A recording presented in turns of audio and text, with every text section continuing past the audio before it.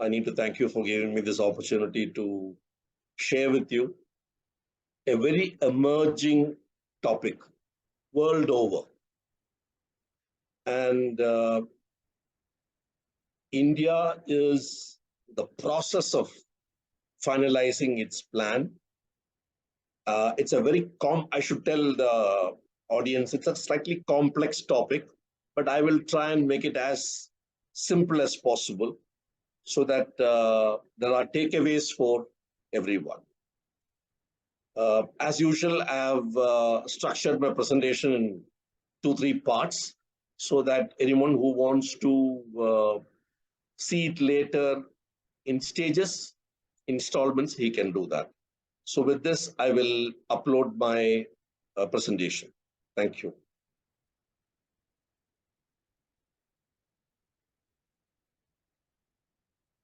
Are you able to see my presentation? Yes, sir. Yes, sir. It's visible. Right. So India is in the process of finalizing its blue economy package. I will give us very short introduction why this blue economy is so critical for India, for the world, and humanity. So let's very clearly understand that aspect first. So in introduction, just to get a feel of the vast area oceans cover, 72% of Earth's surface is oceans. And they give 50% of the oxygen which we breathe. They remove 25% carbon dioxide from the air. They moderate our climate. If it is in tropical regions, it is made cooler, and the opposite for in the polar regions. They give us seafood and give livelihood to millions of people. So oceans, which otherwise we are seeing it only as a form of, some people look at it for tourism, somebody looks at for entertainment, somebody looks at for leisure, somebody looks at for holidays, but they play a major role for survivability of human life. And if you recall, over the last 30, 40 years, the world has exploited the earth, land resources so much it is exploited, either in the form of minerals have been extracted, or they have gone for very heavy industrialization and burning a lot of oil and releasing a lot of carbon, which has caused global warming. And this has affected the earth, its ability to control the climate. So climate is going out of hand at this point of time. And experts feel if we don't take care of the oceans now, it will aggravate further. We should use the oceans to reduce our stress caused by land, caused by people staying on land. So whatever has happened on land, it is getting slowly reversed, very slowly, but more important, don't allow the same thing to happen to the oceans. That is the message. So a lot of discussions have taken place in this the last 20, 25 years.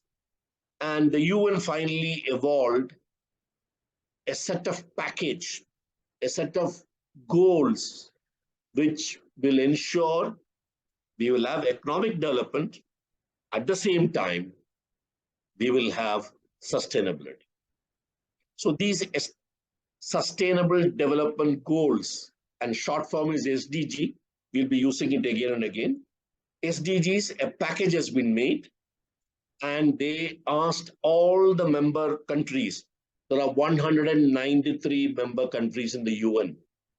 So they have told every country, please introduce all these aspects which are required for your country, for your economy to grow. out of the 17 SDGs, SDG 14, number 14, pertains to ocean-based economies, where today we feel we should have an integrated approach to utilize its resources so that the ocean remains healthy. Otherwise, it will also become weak in health and aggravate the problem what has already been initiated by land. Land has already caused the problem of global warming because people have started, they have overutilized the resources, but we should not allow that to happen to ocean. So that is the main thrust for the discussion today. Many countries have already institutionalized the new approach to govern the oceans, their part of the oceans. And what is their part, I'll come to it later, through a package called Blue Economy.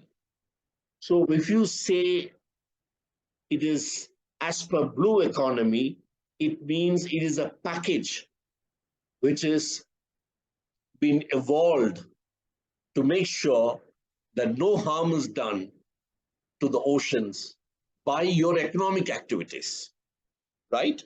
So the structure of Blue Economy is largely similar, whether it is USA or France or India or China, it's all the same. But the contents can be country specific. So we will look at what is India's Blue Economy package is going to be. At the moment, it is not yet announced, but I am basing this study on expert groups' reports, which are being put together by the government at this point of time. So let us look at what is Blue Economy in general first. So these are the 17 different goals set by the UN for all countries to follow. It for aspects on how to save water, how to make sure air is remaining pure, how to make sure trees are not cut. So many things are there. But we are only looking at number 14, which is for life below water. So we have to look at this UN's SDG goals, which had to be implemented by 2030. When you say implemented, you have to adopt the policy, you have to issue laws and rules if required. We have to create institutions who will monitor whether things are happening properly. All these things will have to happen, will have to be done by 2030. As I mentioned to you, the 17 SDs are to ensure you grow in economy, keep the environment sustainable, and include all sectors of your society. Social inclusion is there. That is the aim of this SDG. And these SDGs have been developed by UN to be followed by all countries. There are many targets for the 17 goals. I'm not going into that, but it's more than 150 targets to be mentioned. How you are making sure, for example, ocean is not polluted, ocean is not acidified, ocean is not rising abnormally, the level is not rising. All these are part of the targets which had to be achieved. So let us look at life below water, which is SDG 14. Now, the essence of this 14 SDG is you exploit your ocean, you exploit your seas, take marine resources, whatever you want from the sea, but do it in a conserving and sustaining manner. What is conserving? What is sustaining is what we have to discuss and put them all together. They require integration, which you will understand as we go along. So healthy oceans or seas are essential. I've already told you that. And there are 10 targets for SDG 14. We will not go into those 10 targets and 10 indicators, which will be monitored by UN, but we will look at how it is relevant to India. So if you look at the resources of ocean, they are called the natural capital of the world, of humanity. This has been gifted by God. It has come as a total wealth to humanity. So if you uncontrollably utilize it, like you've done on land, it will lead to bankruptcy, and you will find the oceans are not able to support your economy, support your livelihood, support your seafood. All these things may happen. So it has to be some controlled utilization. Today, oceans contribute to 5% of global GDP. If you put the GDP of USA, China, India, Japan, and all countries together, it will come to, I'm sorry, there's a little mistake here. It will come to more than 100 trillion, a little less than 100 trillion, 88.8 trillion. Out of that, 5% is coming from oceans. From oceans, it comes to India also. From oceans, it comes to USA. In oceans, it also gets UK. But Nepal does not get it because there are no oceans for Nepal. It's landlocked. Nothing for Bhutan. The ocean contribution is 5% of global GDP, which is 4.4 trillion. So the contribution of ocean is more than India's entire GDP. India's GDP is only 3.5 now, right? So the oceans put together world over is a significant part of our global GDP. And studies have revealed if you can spend $1 in protecting mangrove, we'll talk more about mangroves later, but mangroves are those which are growing on the beach, in the wetlands near the beach, and they are protecting the soil from erosion. They also absorb carbon. So many things they do. And they also provide home for many fish and prawns and other things. If you invest $1 in its protection, then you will get a return of $3. If you spend $1 in trying to get wind energy, I mean offshore wind energy, that means the windmill is in the sea, not on land. If you spend $1, it will give you $10 revenue over its life.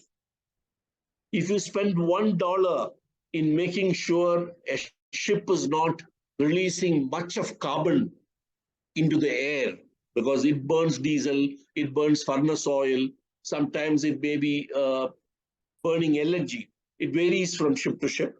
But if you spend $1 in controlling the amount of carbon which comes out of a ship, you can get a revenue of $2 to $5.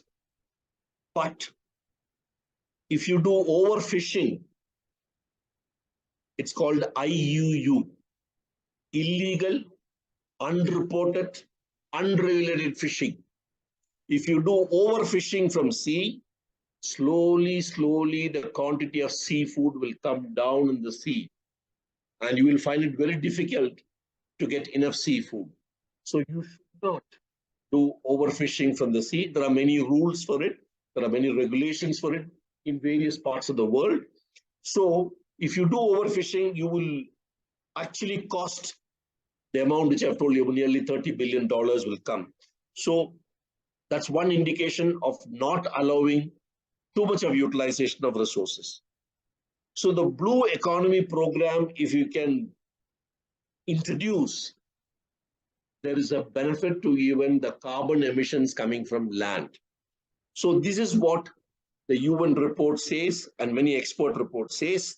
And lastly, I would like to tell you how to define blue economy. The World Bank has given the best definition. It says sustainable use of ocean for economic growth, improved livelihood and jobs, and keeping the health of ocean ecosystem. So many countries are calling ocean economy instead of blue economy. The European Union is calling it blue growth. They don't call it blue economy, they call it blue growth. Commonwealth calls it ocean governance. There are different names, but countries understand what is to be done with respect to ocean health. Australia, UK, USA, Russia have already issued policies. Canada and Australia have already made law. and created institutions. India at the moment started in 1920 by doing discussions with Germany, France, and then formed a task force with Norway, because Norway is quite an advanced country as far as ocean economy is concerned, to discuss a policy. But we are not issued a policy yet, but a draft one is under circulation. And governments New India, as they call, from 2030 in Amrit Kal, is based on 6 pillars, out of which one pillar is blue economy. I'm quoting from Finance Minister's budget speech in February 23. So, blue economy has come to stay. Many countries have done it. India is in the process of doing it. So, let us look at what are India's ocean resources which we need to integrate. Very quickly, we'll run through. So, let us look at India's ocean resources. Let's look at this map first so that you have an idea. Why are we saying ocean resources? From the sea, India has got 9 coastal states. You can yourself say it, from Gujarat, Bombay, Maharashtra, come down, Tamil Nadu, Orissa, like that, West Bengal. So there are about 9 states and 2 union territories, Pondicherry as well as Daman and Diu. Apart from the islands on the east side, Lakshadweep and Andaman and Nicobar. We have got about 1,200 islands who have 1,200 kilometers of coastline around them. Why am I saying this is important?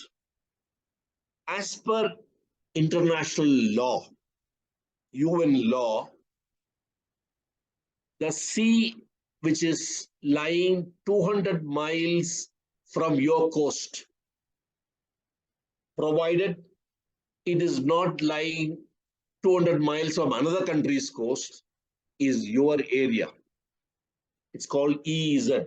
So the dotted line which you see around India, including Lakshadweep and Andaman Nicobar Islands, all that, this dotted line is your area.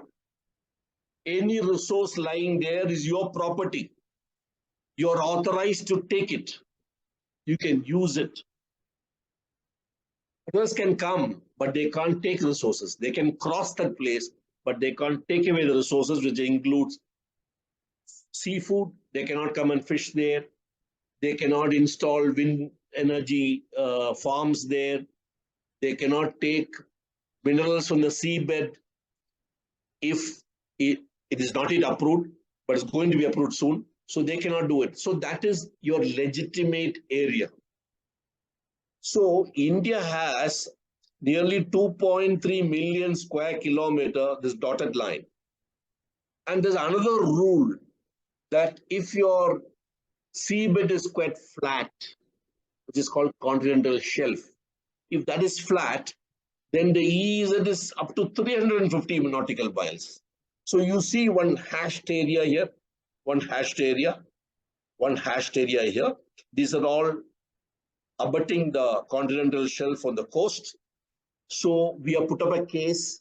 For last 10 years, this case is going on, but it is likely that we may win this case and we may get some more area from the sea as our legitimate area for ownership of resources. If this happens, please remember, you will have more sea area than land area. If this proposal comes through, India will have 3.29 million square kilometers is our land area, and sea area will become 3.5 million square kilometers. It's a very, very important aspect.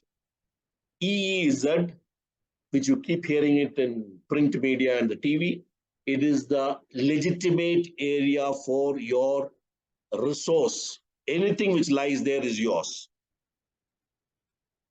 We have already got maritime boundaries with 6 countries, and you can see the list there is all delineated. Only Pakistan boundary is not yet finalized. And 17 crores of people in India are staying in the coastal districts.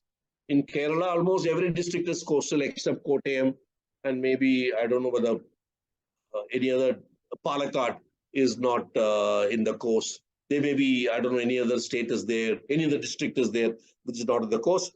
But 17.1 crore of people stay in the coastal districts of India, which means they have an issue of livelihood. Their livelihood is related in some way or other to the what is happening in the ocean. So you got so much of area sea for you to exploit. You can do it provided you do it in a justified manner. So this is the EEZ part of it. Now let us look at fishing first. For your information, there are two types of fishing. One is marine production, other is inland. If you look at this graph, marine production means go to sea and capture a fish. If you're doing inland means you're looking at rivers, canals, dams, and creeks, etc., etc. Can you see the graph? Your inland production is nearly 4 times the seafood you get from sea.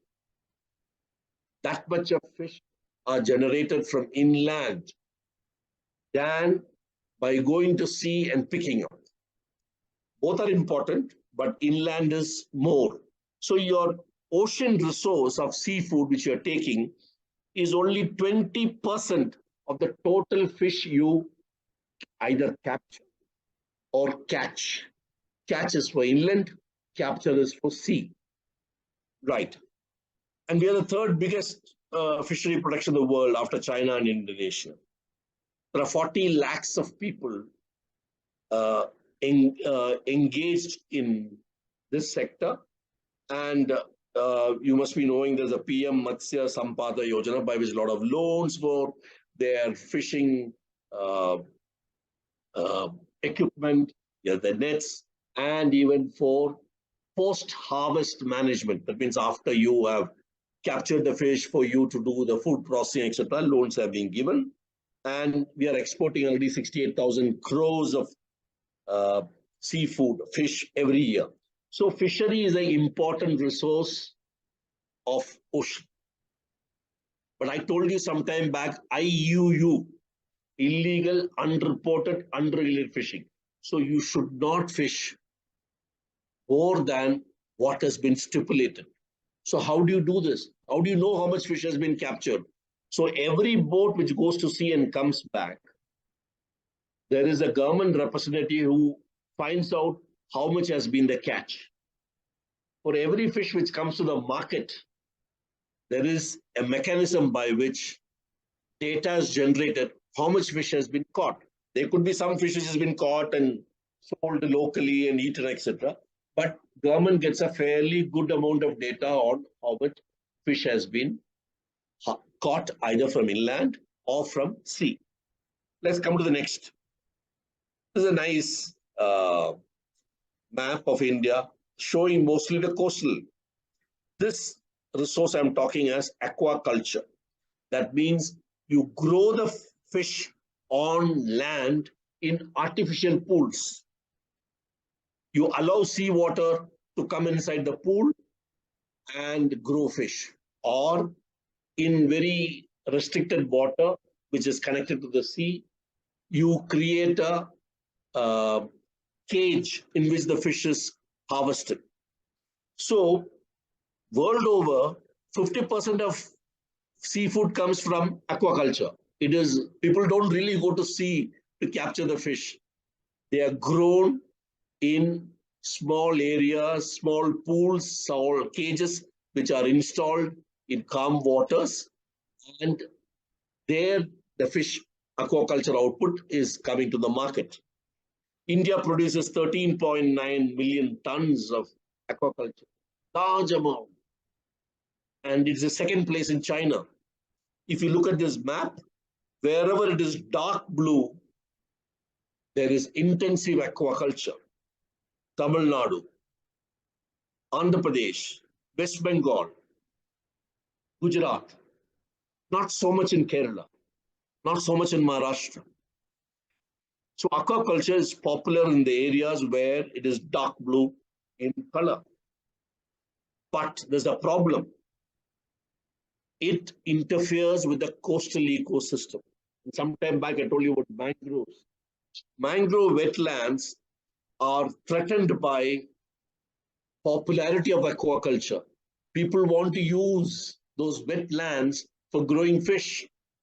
But if you remove all the mangrove which is growing there, then you create imbalance in the ecosystem. So aquaculture may be of low cost compared to going to sea and capturing. But there will be restrictions on where all you can start aquaculture. As such, there are coastal regulations saying 500 meters only, after that you should do, etc., etc. It varies from place to place. But if you look at Orissa coast, there isn't much aquaculture. The large places where there's no aquaculture in Orissa coast, because they are all having growing of mangroves are there in extensive area. So there are restrictions from state to state, but aquaculture is an important aspect. And how much you can take out of aquaculture has to be balanced with coastal ecosystem. So far we have seen three resources. One is the area which I told you is large, EZ. Then I said fisheries. Now I come to aquaculture. Then I come to ecosystem. So there's already a balancing required between the plus and the minus points, which are ocean resources, of course, but we need to balance it out. Now we come to ports. Ports are also another resource.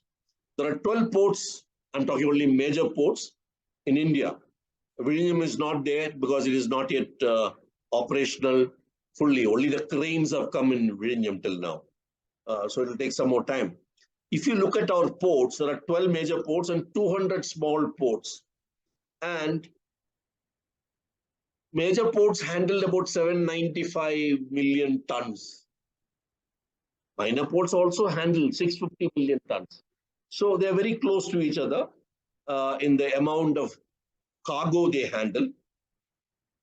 India's 90 ports exports and imports by volume, and 77 by value is by sea. You look at India, we cannot send it to north.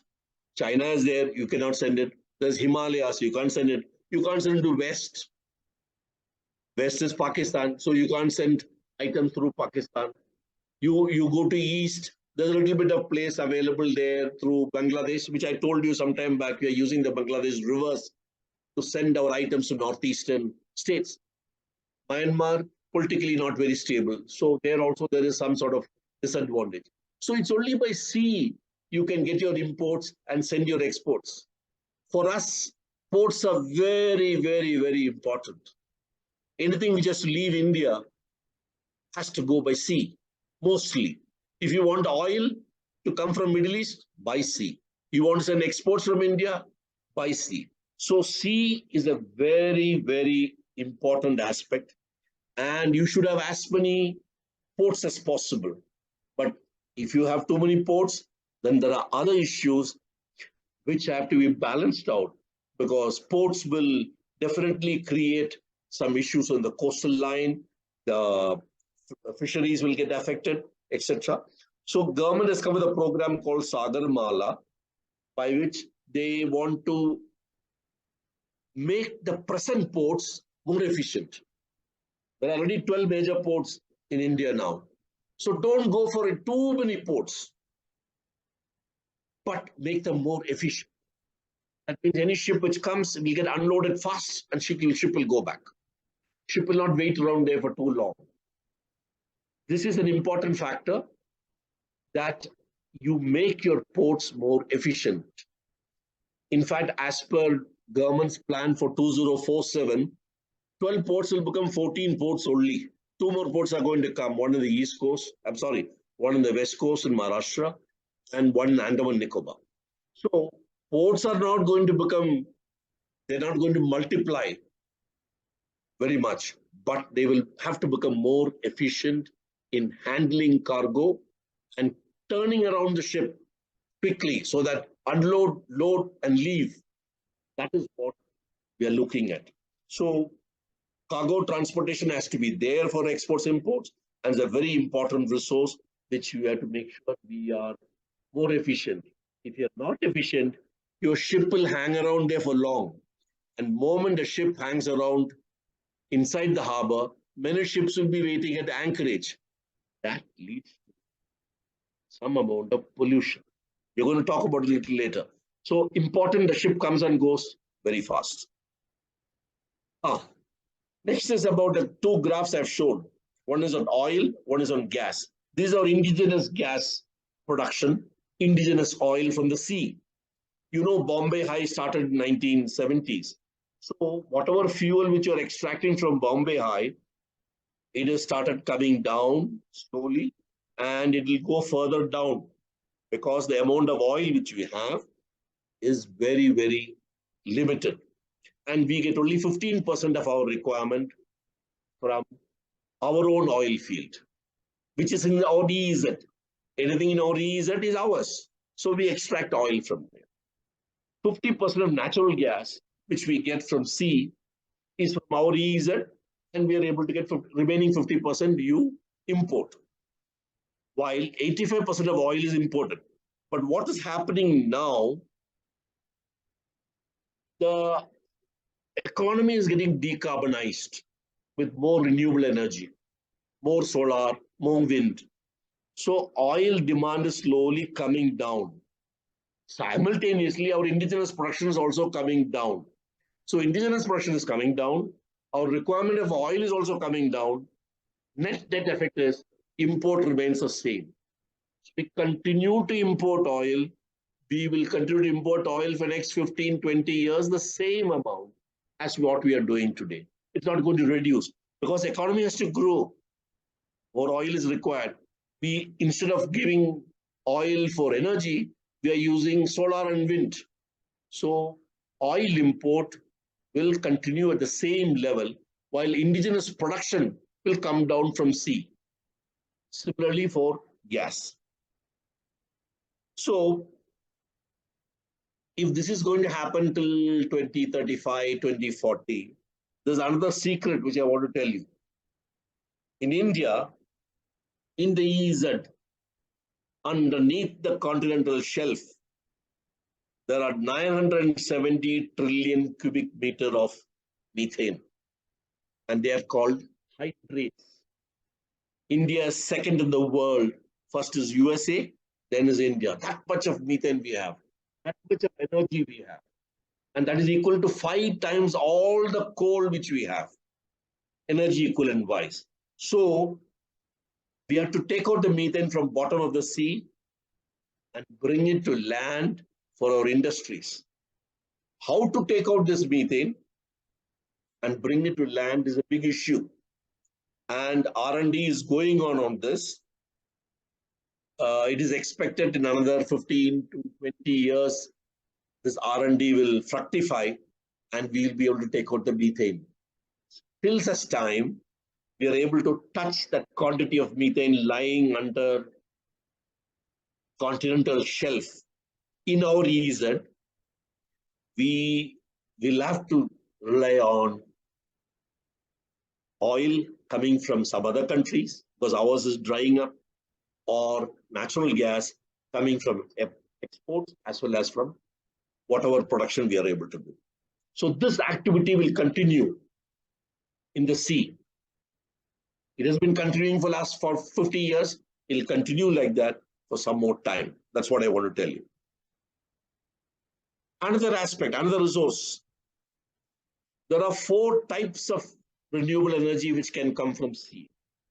Wind. You put a wind farm in the sea, you'll get wind. And in fact, I want to tell you, wind farm offshore is more beneficial because the wind speed is much higher in the sea rather than on land. So your energy which you will get from the wind farm will be more. But there are 3 other types of energy: thermal, tidal, wave. Offshore wind farms are going to be started in Gujarat and Tamil Nadu by 2026. tenders already issued by government in September 23 by Ministry of Renewable Energy. So in another 2-3 years time, we will have offshore wind farms. That wind farms will be installed in the sea. And from there, a cable will come to Kerala State Electricity Board or to whichever electricity board for you to take the electricity output. As far as wave energy is concerned, nothing is going to happen. An experiment was done in Vizhinjam some, I think 25, 30 years back. It was not successful. Only during monsoon time it gave some energy. After that, it was not giving any energy. So the project was closed. There's R&D is going on, like it is going on for thermal and tidal. So from sea, the only energy which you can get is wind. Solar energy from sea is unlikely. Floating solar farms is not yet developed. There have been floating solar farms on lakes and dams and reservoirs. It is happening, but not in the sea. It is not yet developed. So for the next 15 years, let us say, we will be getting only wind energy as the form of energy from sea. No other form of energy will come in the electricity manner. Rest all are coming by form of crude oil or natural gas, etc. So electrical energy can come only for wind. And India plans to generate 30 gigawatts of offshore wind energy by 2030. So a huge amount of, so you will have lot of offshore wind farms coming in Tamil Nadu and Gujarat. Why Tamil Nadu and Gujarat? Because the wind speeds there. They're called wind bank. Just like banks you go to take money. There are wind banks, and these wind banks in Tamil Nadu coast and Gujarat coast have been found to be very, very good, which will be able to give you good returns for the money you're going to spend, which the government has already issued the tender, as I said earlier. Now comes the next resource, very important. India has 380 million tons of minerals lying on the seabed, lying in the EZ. You can't take it at the moment. It is ours, but there's a restriction from UN authorities. Nobody can do mining till it is approved. But they have permitted us to do R&D, some experiment, etc., which has been done by an organization called NIOT, National Institute of Ocean Technology in Chennai. And they're ready with all the machinery which is required to go to, which will be lowered from the ship, which will pick up the minerals from there after seeing it on the camera, and it will be picked up, and then it'll be taken up to the ship. The ship will bring it to land, and then we'll go for refinement, etc. This approval is expected very soon in the final stages. Let us say by 2024, this approval will come. It is controlled by an organization called ISBA, International Seabed Authority. They are expected to give this. Meanwhile, India is ready for the mining. India is also ready with a project called Samudriyan. It's a spherical titanium ball, like think sphere, in which 3 people can be seated and a manned mission will go. So Samudriyan will happen in 2024. Very soon, the first few months of 2024. There'll be some people who will be sent in this manned mission. This is essentially required for going and observing how the mining is going on, or if there's any problem with the machinery which is there. They can't come out. They can only go and see and take a decision saying, okay, this machine has gone bad. It is broken. So we'll have to send another machine, or the machine can be lifted up and repaired and lowered. So for that sort of observation, they are making a sphere. It's already made with some glass windows, which can go up to a depth of 6,000 meters. But that depth is not required for us. In our EEZ, 2,500 is enough. So this will happen after the great Chandrayaan. When Samudriyan will happen in another 4-5 months. Meanwhile, the government has issued expression of interest for seabed mining in anticipation of sanction so that private industry can study this project and get ready with their quotation, etc., so that seabed mining can start, let us say, 2025. So another resource which we'll be picking up from the sea is going to be minerals which are lying on the seabed. Now comes, it's a very poor representation of ship. The ship is being broken down. So I'll just say this. As far as ships are concerned, there's a ship building, there's a ship repair, and a ship recycling. Recycling is a new term. Earlier it's called breaking. It was called ship breaking earlier. Now it's called ship recycling. So as far as ship building is concerned, India contributes only 1%, and I don't see any great change happening in this. Maybe it'll go to 2%. That's all. So shipbuilding continues to be a worry for India. It's not happening in our shipyards very well. And another topic, another day, we'll speak about this. There are 25 shipyards in India, out of which many are defunct, and many public sectors which are working are they only making ships for Navy and the Coast Guard, largely. So you had an aircraft carrier which came out of Cochin shipyard. Similarly, many other naval ships are coming from Bombay, Mazagon docks, and Calcutta, GRSC, etc. We are not doing any international requirement of ships. We are not meeting. Very, very small. Cochin shipyard is doing some 2-3 small ships. That's all. But India requires a lot of ships to come here for export and import, for oil import. And we are using not ships built in India. It is built in some other country. 92% of ships which come to India are foreign built. Only 8% ships which come to India, Indian ports, are Indian built. It's a sad report on the shipbuilding capability of the country. So we need to look at how this can be improved. As I told you another day, we'll talk about it. Ship repair, similar. Ship repair and shipbuilding have to happen in shipyards. Both are at the moment very, very low scale, but we are doing very well in ship breaking. That's why I put this photograph. We are number 1 in the world in ship breaking, closely followed by Bangladesh and Pakistan. But ship breaking comes with a lot of worries, a lot of pollution, is cost in the waterfront, and also the people who are working on shipbreaking activities are exposed to a lot of hazardous materials. So there is a health angle which has to be worried about, both for the water as well as for the people who are working on it. This is a problem with shipbreaking.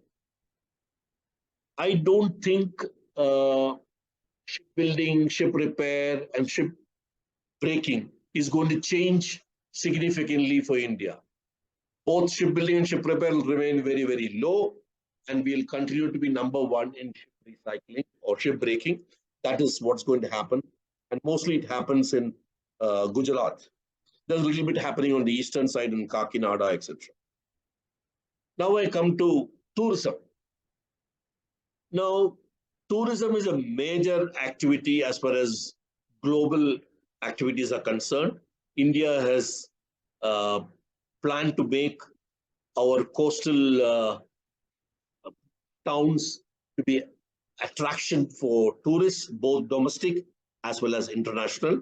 So they have planned some programs. I will just show to you what is going to be done. Recently, you must have read in the paper that India-Sri Lanka ferry service has started. People can go to Sri Lanka, visit that place by sea, come back after 2-3 days, again back by sea. But similarly, they are starting a Gujarat pilgrim tour to cover some religious places in Gujarat. Then West Coast, Bombay, Goa, Kannur, Kozhikode and all that, they are starting another one. Then there is Ayurveda wellness circuit, which is being started in Kozhikode, Kochi, Trivandrum. So people can engage in some Ayurveda treatment etc. Wellness clinics they can visit, etc. So they're combining this with tourism. East Coast, something similarly. They're trying to make 13 lighthouses an attraction. And an international ferry service is, as I showed in the map here, is going to start. They're planning from Gujarat to Lakshadweep, to Colombo, to West Bengal, Myanmar, Andaman Nicobar Islands, Thailand, and back to Chennai. So this international ferry service is planned to be started in another 2 years' time. Government is trying to finalize the details of who can operate, how private sector can come into this, etc. So marine tourism is going to improve. More tourists will come. Good for economy, bad for environment.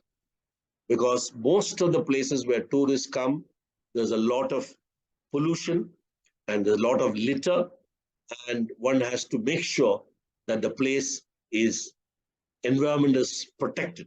So you may develop your economy, but take care of your environment as well. Uh, Plastic pollution is a big issue, and therefore it has to be a combination of how these activities will be combined with the tourism. Next one. So let's look at livelihoods which are coming from ocean. Uh, there are ocean-based sectors and the ocean-related sectors. Ocean-based, fisheries, shipping. Shipping means ship going from here to Australia or going to, that is shipping, operations.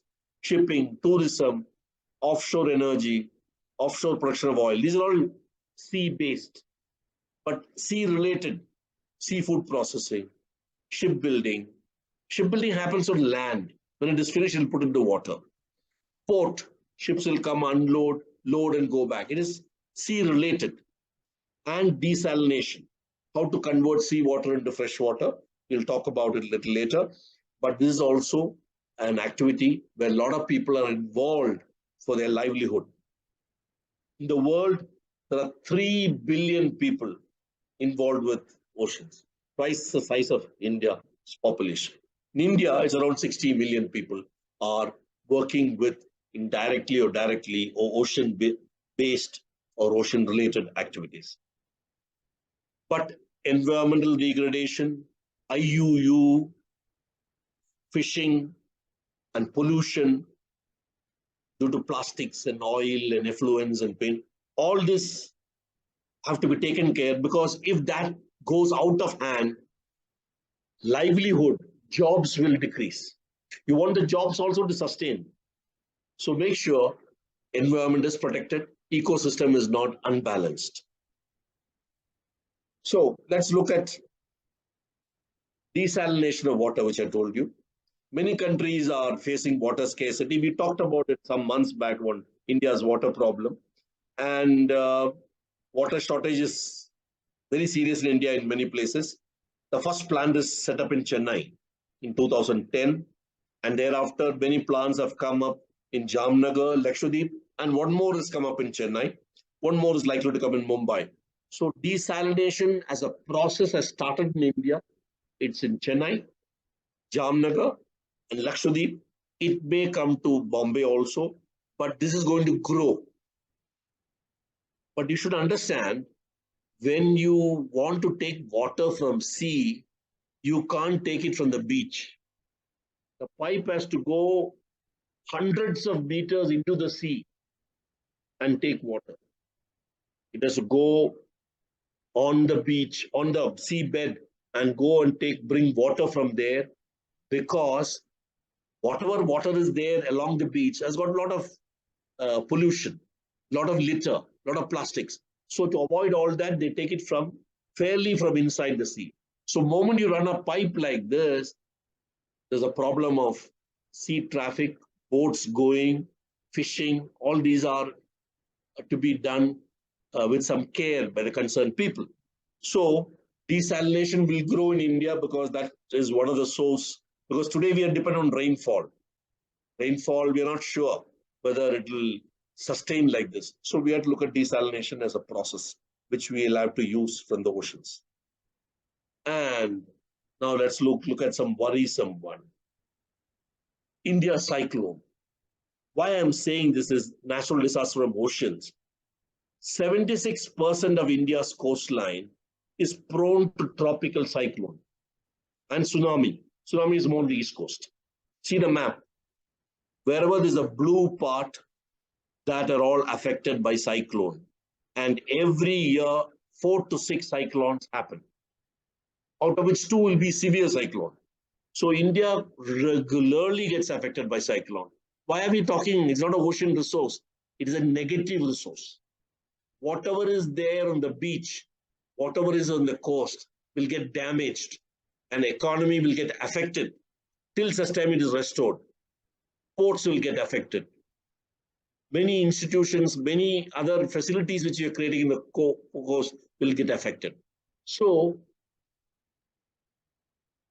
natural disasters coming from ocean is a threat to ocean economy. We should talk about it. And whenever you build anything on the coast, please make sure it can withstand some level of cyclone. So that is very, very important to make sure your infrastructure which you're going to create is resilient and is able to withstand the natural disaster. In India, there are more cyclones in Bay of Bengal than Arabian Sea. 4:1 is what the historical data says. There'll be loss of lives, property, livelihood will get affected if your infrastructure is not resilient. And that is a very important factor to be considered when you're looking at blue economy. So let us look at ocean governance finally. So ocean governance, I've told you about so many resources which are to be managed. So there is an ocean governance required for every country. Please remember, India's EEZ can be more than land area very soon. If our proposal comes for continental shelf, we will have more area in sea than on land. And therefore, governance to be done. And this governance has to be done in 4 levels. 1, local level. That is the community which is involved, plus local monitoring. Something like what happens in Vizhinjam, or something like what happens in Kanyakumari. That's by the local government which has to do. Then at the national level, it has to be policy, regulation, legislation, ecosystem management, etc. They have to be handled at national level with the help of experts giving in all the data. While at the local level, it's for more monitoring of the policy issued by national government. Then regional level. Why I said regional level is there are so many countries in the seas adjoining us. Bangladesh, Myanmar, Thailand, and along the African coast, so many countries. It's called the Indian Ocean Rim. There are more than 20 countries in this area. So there are issues that are affecting the region, the Indian Ocean region as such. Maybe salinity of water, maybe seawater temperature, seawater level rising. These are all issues which are affecting the region. So these aspects which have to be discussed and their conservation and any international treaties and transboundary management, etc., they have to be done at regional level. And the global level will be SDG 14, which will be monitored by UN. There'll be global targets. There'll be common knowledge which have to be shared. And most important, what happens to the ocean wealth lying beyond EEZ of any country. India's EEZ is over. Thereafter, the next EEZ is coming only after some hundreds of miles for something from Middle East or from Africa. So what happens to the in-between wealth which is lying there? How it will be shared? Who will take it? How the landlocked countries will get it? All these are under finalization by ISBA, which I told you earlier. So there are so many factors which we have discussed. So there are 13 factors, in fact. So let me quickly go through those 13 factors, just running through the list. First one, geography, EEZ, we talked about. Second, fisheries, going out to sea and capturing it. Inland, you catch it, go to sea for capturing. Coastal aquaculture, we talked about, low cost, but ecosystem will get affected. Cargo transportation by sea, we don't want more ports to come, but we want the existing port to become very efficient. So that is our emphasis. Fossil fuel, I told you it's going to come down production, but imports will come by ships. So this will continue, but gas will continue to be 50% from India. Renewable energy, wind farms, mostly will come offshore in another 2 years' time. The rest of the forms of energy, wave, thermal, tidal, I don't think it's going to happen for next 10, 15 years. Seabed mine, very soon it will start. And that is going to be a huge impetus to India's economy. Lots of mineral wealth will come from there, and which will come to land. But we have to make sure nobody else comes and takes away our minerals. That is another dimension from the security point of view. We are not discussing that at this point of time. Shipbuilding, ship repair, ship recycling will remain the same way. Shipbuilding and repair, very, very low level. Ship recycling, number one. Tourism, I told you, a lot of new ideas have come. Seawater will get desalinated for fresh water to overcome the water shortage issues. Livelihood, that we make sure so that there's no pollution, there is no imbalance in the ecology, and we have to make sure all the activities take place without interfering with each other. That is the most important. Disasters, we have to take care in our infrastructure. And ocean governance has to be at state level, at national level, at regional level, and at global level, which I told you is with UN. So these factors we'll have to consider, and we have to align them for best result. What is our aim? We want maximum economic growth to come from ocean. Today, it is some small percentage, which I'll tell you the next slide. But we have to make sure that we are able to benefit from every sector for the economy to become more and more so that we become strong. So what are the measures initiated by government?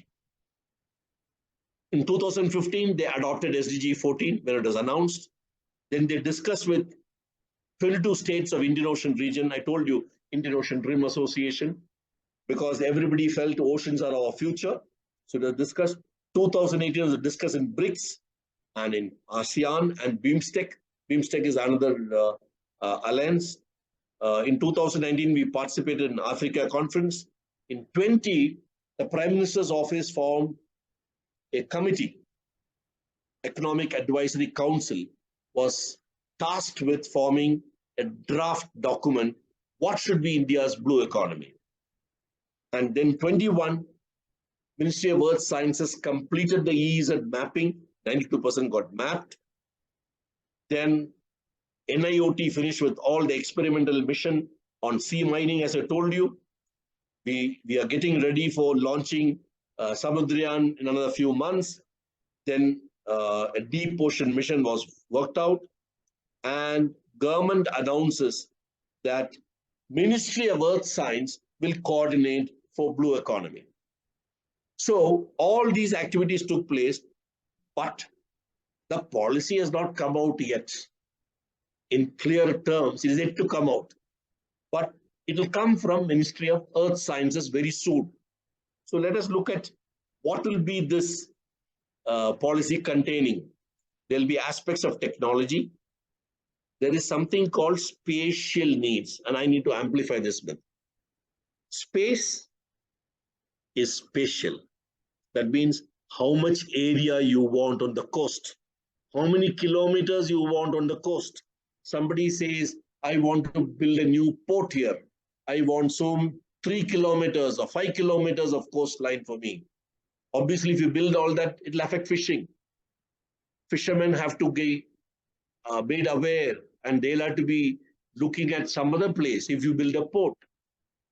Somebody sets a huge 10 windmills on the coastline, and then you find the movement of boats will get affected, which will affect fishing. So there'll be some interference in the economy output of fishing versus wind energy. So every sector requires space to make sure it is able to contribute. and they will require relevant technology. And of course, the present focus is on Atmanirbharta so that everything can be made in the country. So this expert group worked on these 13 sectors and looked at each group, what technology they want, what spatial resources they want, how much seabed they'll have to uh, work upon, and what will be the value which will come out of these 13 sectors. And then they finalized there are 7 domains of common theme which has to be considered so that we can get the best out of blue economy. I told you sometime back in the initial, it is slightly complex. So the most complex part is just coming. So there are 7 thematic domains. 1, 2, 3, 4, 5, 6, 7. First, there should be good data collection. I told you some time back, every time a boat comes, how much fish has been captured or how much fish has been caught from the river and brought. So there has to be good data network, whether whichever be the sector. Today, our data network is not good. Data collection is poor. Data analysis also is not good. So that is the first one. A common framework has to be made for data collection and analysis. Next, you have to make sure when you allocate space, especially for tourism, which has got the disadvantage of pollution and litter and garbage, etc. You have to make sure this has to be planned out very, very well. The coastline allocation for tourism and other activities. Third, group all the fishery, aquaculture, fish processing. Processing means seafood processing, etc. together so that we can maximize the output. Fourth, industries which are going to support shipbuilding, ship repair, some port technology, training people, etc. That's another domain. Logistics. How will item for export will reach the port? Will they come by road? Will they come by rail? Or will they come by waterways? Work on it to make sure that we get the best result. Logistics part of it. Mining, coastal mining and deep sea mining, because our EEZ starts from 0 to 200 miles. So as you go further into the sea, the depth is more. As you're closer to the coast, the depth is less. So you've got coastal mining as well as deep sea mining. Different type of equipment are required. So we have to make sure this activity takes place along with offshore energy. You will go and put 5 windmills and wind farms, run cables, and then you want to go in between and pick up minerals. That's not easy. So when you allocate your seabed for wind farms, when you allocate the seabed for coastal mining, you have to make sure there's no clash. Each of these activity can take place without much interference. So that has to be combined in one domain, and somebody has to sit and work out all these details, even though the offshore energy may be Ministry of Renewable Energy, sea mining by maybe by Ministry of Earth Sciences with Ministry of Mining. They cannot work in isolation. They have to work together to make sure there is no clash. And lastly, the security part. I told you there are issues. Nobody else should come and pick up your minerals and go away under the water and pick up and then go away quietly.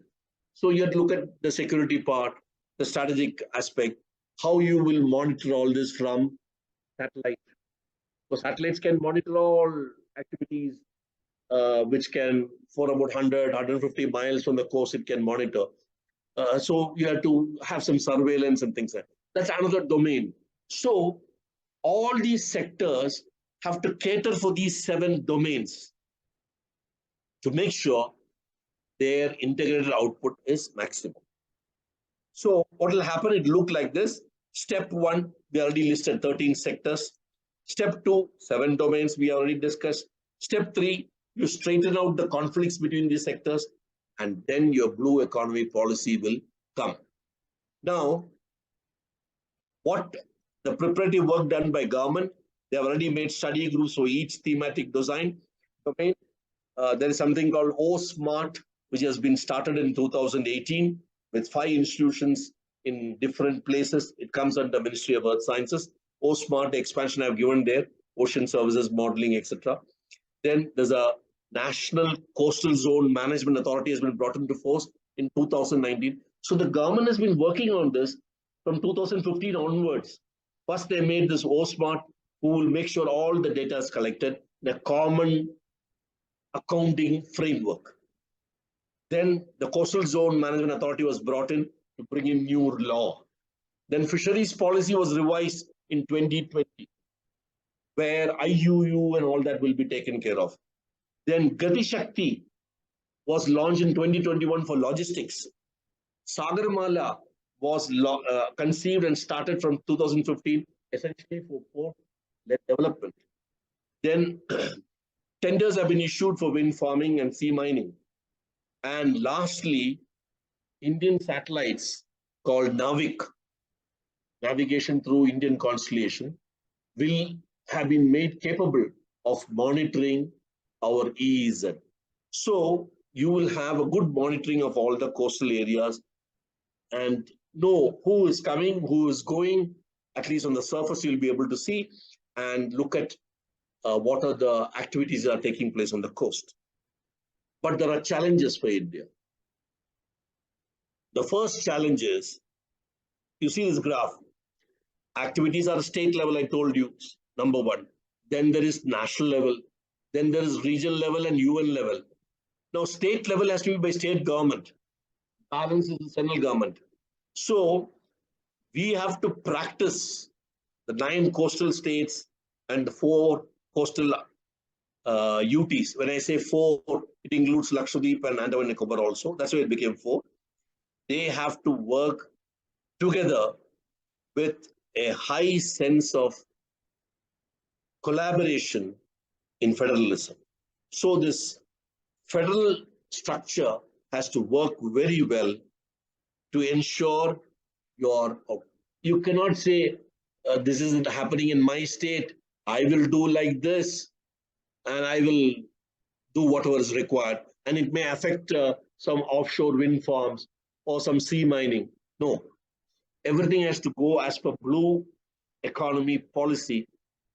Every state, every coastal state, as well as the central government have to go by the framework which will get finalized in the blue economy policy.